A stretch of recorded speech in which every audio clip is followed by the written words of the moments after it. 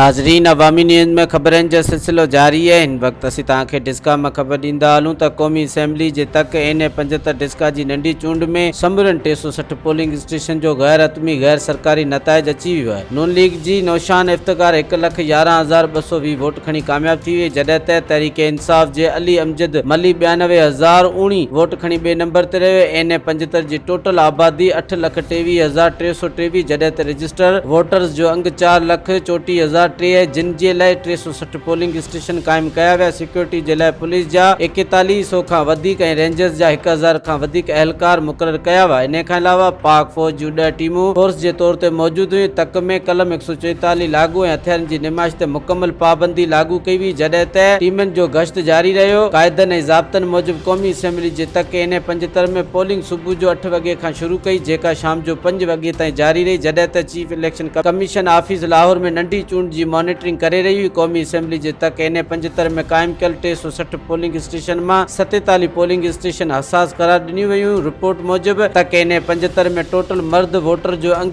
2,73,006 आहे, जॾहिं त औरत वोटर जो अंग 2,20,997। क़ौमी असेंबली जे तक एन 75 में मर्द पोलिंग स्टेशन जो अंग 106, जॾहिं त औरत पोलिंग स्टेशन जो अंग 106। तक एन 75 में गॾियल पोलिंग स्टेशन जो अंग 148 है। मज़ीद खबरों और तफसीलात के लिए विजिट करें हमारी वेबसाइट www.awamiNewsHD.com।